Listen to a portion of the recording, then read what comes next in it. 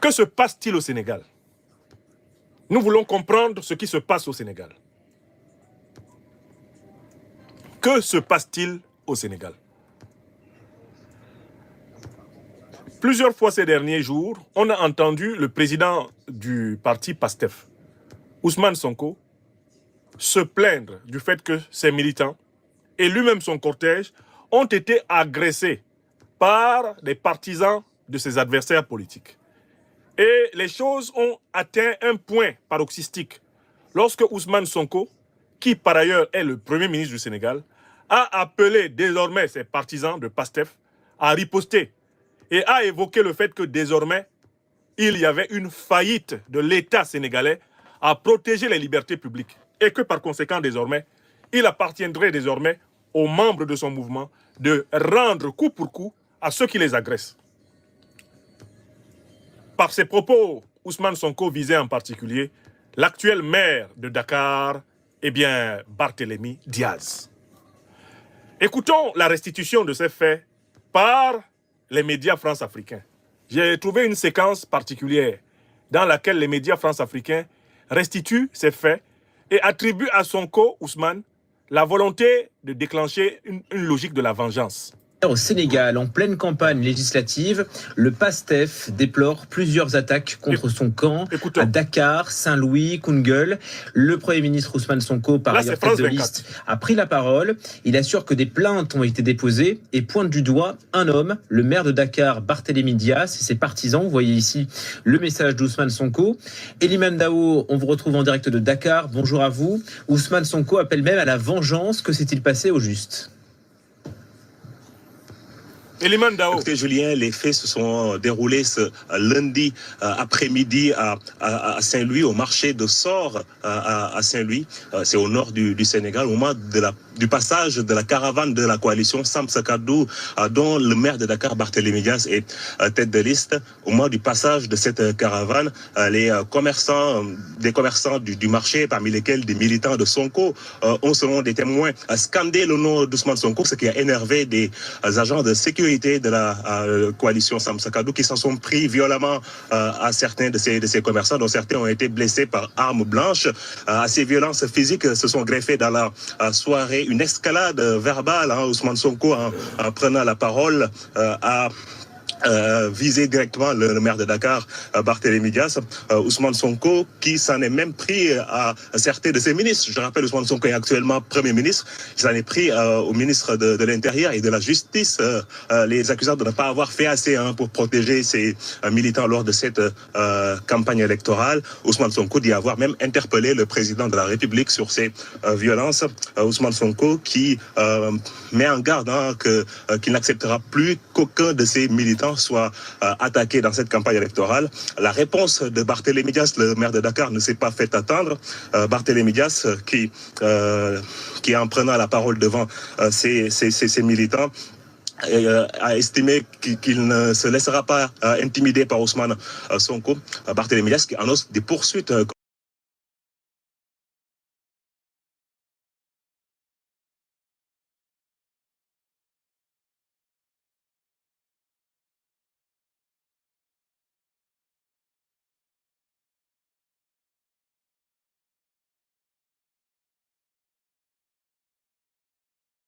contre Ousmane Sonko et Barthélémy Diaz qui annonce maintenir sa campagne électorale.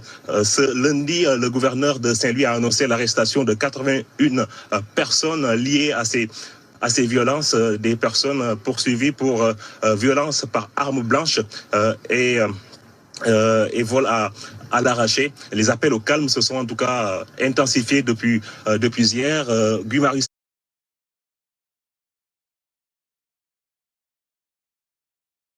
qui fait partie du camp d'Ousmane Sonko, dans un post sur Facebook, a estimé que les militants de PASTEF peuvent se défendre s'ils sont attaqués, mais n'appelle pas du tout à la vengeance. Il faut rappeler que le président de la République, Bassirou Diomaye Faye, a plusieurs fois, lors de cette campagne électorale, et plusieurs fois monté au créneau pour alerter contre ces violences, inviter les acteurs politiques à plus de responsabilités, mais son appel n'a pas du tout été entendu, et les épisodes de violence politique dans cette campagne électorale ont été assez nombreux.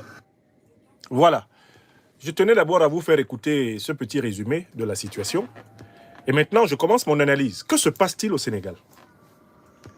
Voici mes remarques. Je fais une première remarque. Le peuple sénégalais et l'opinion internationale n'ont pas fini de savoir dans quelles conditions Bassirou Diomaye Faye et Ousmane Sonko ont remplacé Macky Sall au palais présidentiel et à la tête du gouvernement. Oui, il y a beaucoup à savoir sur la nature de la négociation qui a eu lieu entre le régime de Macky Sall et les principaux opposants à Macky Sall avant l'élection qui a porté Bassirou Diomaye Faye au pouvoir. Il y a une ambiance de promesses réciproques non tenues qui flotte dans l'air. Tout se passe au Sénégal comme si un règlement de compte entre les gens qui pensaient avoir suffisamment pactisé a commencé. Je recommence ma première remarque et je m'adresse à mon peuple, le peuple africain du Sénégal. Réveille-toi. Réfléchis aux circonstances dans lesquelles 2 prisonniers ont pris la tête du pays. Qu'est-ce qui s'est dit dans la prison là-bas?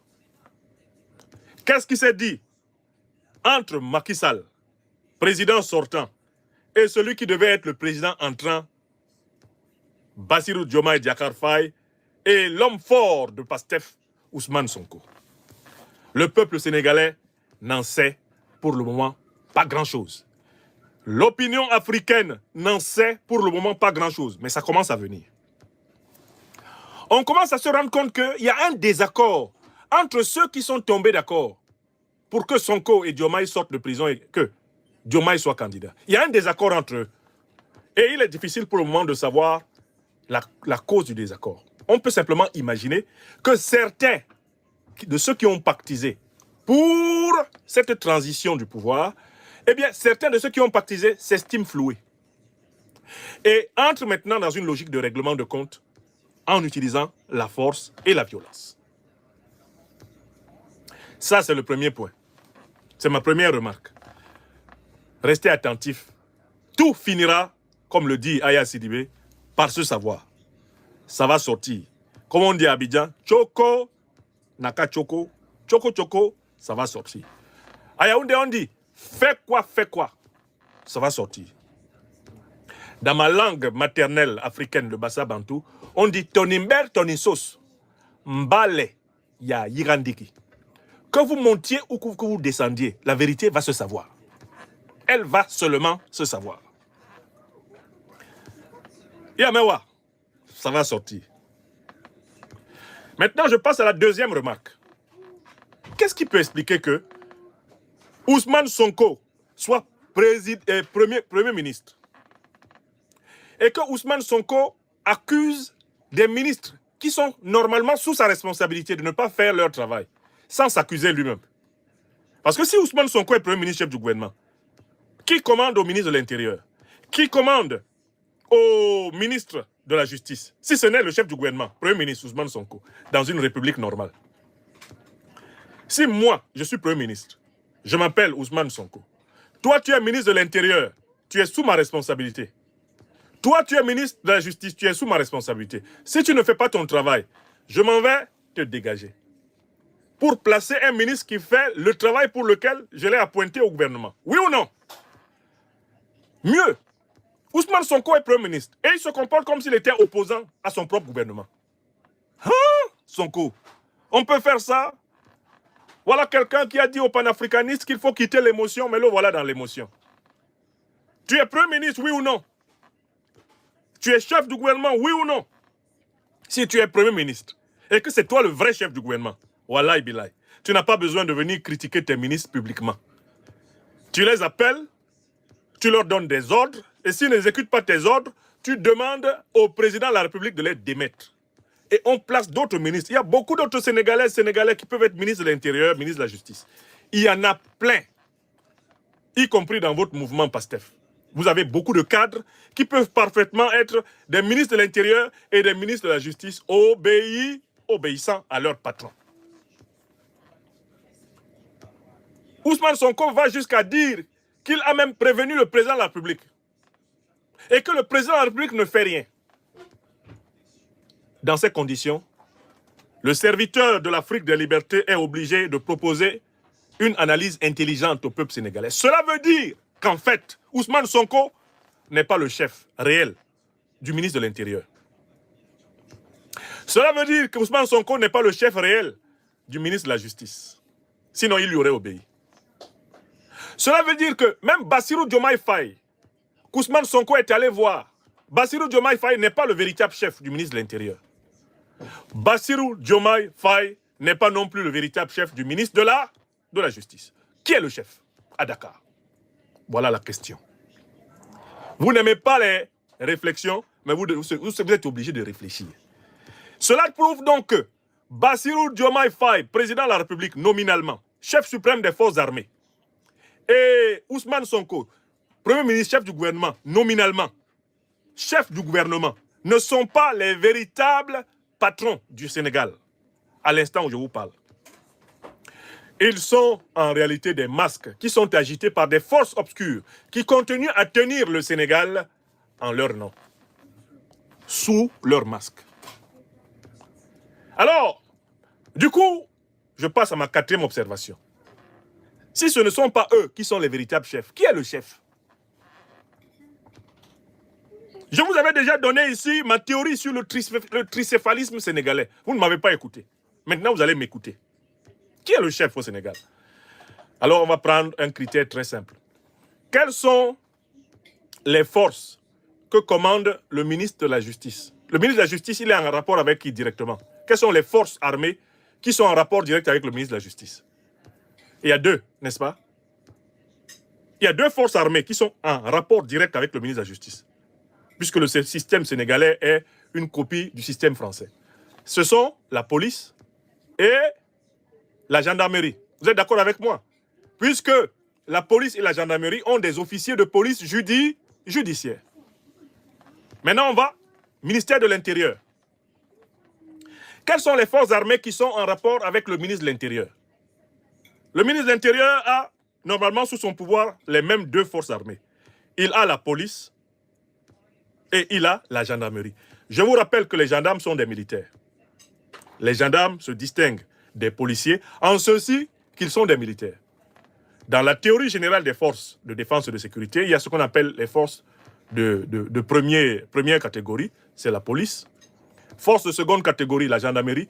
Force de troisième catégorie, le très haut niveau, eh bien, c'est l'armée de terre, l'armée de l'air, la marine, qui constituent ces forces. Très bien. Donc, le ministre de l'Intérieur, lui, il a aussi sous son contrôle des forces de police et des forces militaires. Bien souvent, ces forces militaires sont la gendarmerie. Très bien. La désobéissance du ministre de la Justice et la désobéissance du ministre de l'Intérieur signifie donc la désobéissance des forces de défense et de sécurité. Écrivez ça. Parce que je suis en train de construire un raisonnement là. La désobéissance du ministre de la Justice qui contrôle la police et la gendarmerie en partie. La désobéissance du ministre de l'Intérieur qui contrôle la police et la gendarmerie, ça c'est sûr. Ils sont sous sa botte. Cette désobéissance signifie en réalité la désobéissance des forces de défense et de sécurité. De toutes les catégories. Cela veut dire que le troisième larron dans cette affaire, c'est celui qui commande les forces de défense et de sécurité suprêmes du pays. Je vous avais déjà parlé de lui. Le général Biram Diop. Je vous avais parlé de lui, oui ou non? Il avait fait un discours public à Dakar dans lequel il a maudit littéralement l'Alliance des États du Sahel et a dit que la CEDEAO ramènerait presque de gré ou de force les pays du Sahel au pas à l'intérieur de ses rangs. Le général Biram. Comment il s'appelle? Biram, rappelez-moi le nom de famille. Il ne faut pas que je me trompe. C'est Biram Diop. Biram Diop. J'ai donné plusieurs conférences ici, à l'époque où les militants de PASTEF venaient me cracher au visage, pour leur dire qu'ils n'ont pas pris le pouvoir, ils ont été pris au pouvoir. J'ai donné plusieurs conférences ici, quand les militants de PASTEF, euphorisés par la victoire, eh bien, époustouflante et inattendue du bloc Sonko Diomaye, étaient venus me cracher au visage, je leur ai dit, les conditions dans lesquelles ces deux-là arrivent au pouvoir, laisse à penser qu'ils ne sont pas au pouvoir, mais que c'est le pouvoir qui les a récupérés. Ils ont été cooptés par le pouvoir. Ce qui se passe maintenant au Sénégal est la révélation du fait que le président Diomaye Faye n'a pas un contrôle total sur les forces de défense et de sécurité du Sénégal. S'il n'a pas un contrôle total sur les forces de défense et de sécurité du Sénégal, ça veut dire que c'est celui qui est le responsable adjoint de la défense du Sénégal qui contrôle la situation. C'est donc le général Biram Diop. Mais qui est le général Biram Diop? C'est un homme de la France-Afrique. Il est issu des cuisses de la France-Afrique à l'ONU. Il exécute les 4 volontés du néocolonialisme français. Voilà pourquoi vous avez observé que depuis leur arrivée au pouvoir, Sonko et Diomaye Faye ont rétropédalé sur tous les sujets liés à la fameuse théorie de la rupture avec la France-Afrique. Ils ont rétropédalé sur le retrait des bases militaires des pays de l'OTAN, du sol sénégalais. Ils ont rétropédalé sur la coopération militaire étroite avec les pays de l'AES, notamment le Mali. Ils ont rétropédalé en géopolitique internationale. Ils ont même voté contre. Ils ont voté contre la décolonisation à l'ONU. Ils ont rétropédalé sur tous les sujets, sur lesquels pourtant ils avaient réussi à galvaniser le peuple sénégalais pour aller vers sa souveraineté réelle, sa souveraineté totale. Alors que la campagne avait été bâtie sur le thème de la rupture, eh bien, Diomaye gouverne sous le thème du compromis et de la négociation. Alors que la campagne présidentielle avait été bâtie sur le thème de la rupture, Diomaye gouverne désormais ce pays sur le thème de la négociation, de la médiation, de la supplication. Une rupture idéologique brutale. Et les partisans de PASTEF commencent à se réveiller, mais leur réveil sera lent et brutal aussi. Plus lent sera leur réveil, plus brutal il sera. PASTEF n'est réellement pas au pouvoir. PASTEF a été coopté par ceux qui détiennent réellement le pouvoir. Et ce sont ceux-là qui refusent d'obéir à Ousmane Sonko et à Bassirou Diomaye Faye. La désobéissance du ministre de la Justice et la désobéissance du ministre de l'Intérieur, c'est la désobéissance des forces armées. Car ces ministres tiennent des postes qu'on appelle régaliens parce qu'ils commandent aux hommes en armes. En embuscade se cache donc la désobéissance du principal patron des forces armées du Sénégal sur le terrain, le fameux général Biram Diop. Écrivez ça. Voilà l'analyse de votre serviteur. Mon grand défaut, c'est d'avoir souvent eu raison trop tôt. Les Camerounais me connaissent pour ça. J'ai souvent eu raison trop tôt. Les Ivoiriens me connaissent pour ça. J'ai souvent eu raison trop tôt. Il m'est arrivé de me tromper et de le reconnaître aussi. Les Africains me connaissent pour cela. Quand je vois quelque chose, je le mets à la disposition de la communauté africaine mondiale, afin que nul n'en ignore. Voilà donc la réponse que j'apporte à la question posée. Qu'est-ce qui se passe au Sénégal? Il se passe au Sénégal que le pouvoir PASTEF ne contrôle pas réellement l'armée. Il ne contrôle pas réellement la gendarmerie, il ne contrôle pas réellement la police. Voilà pourquoi il n'est pas obéi par les ministres de la Justice et de l'Intérieur et par le ministre de la Défense. Et qu'est-ce qui va donc se passer? Écoutez-moi bien.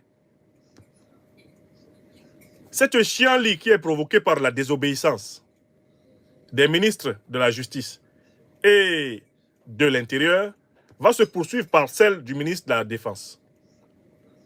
Et Ousmane Sonko et Diomaye Faye, qui ont pris le risque de trahir leur engagement panafricaniste, vont se retrouver bientôt seuls.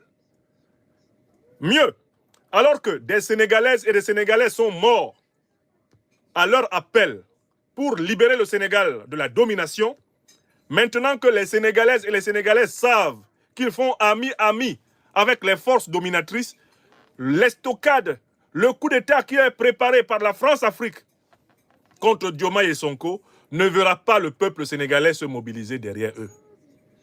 Les Sénégalaises et les Sénégalais vont dire à leurs enfants, restez à la maison, ne mourrez pas pour ces garçons-là.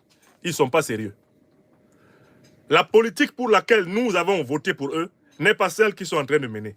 Restez à la maison. Vous comprenez?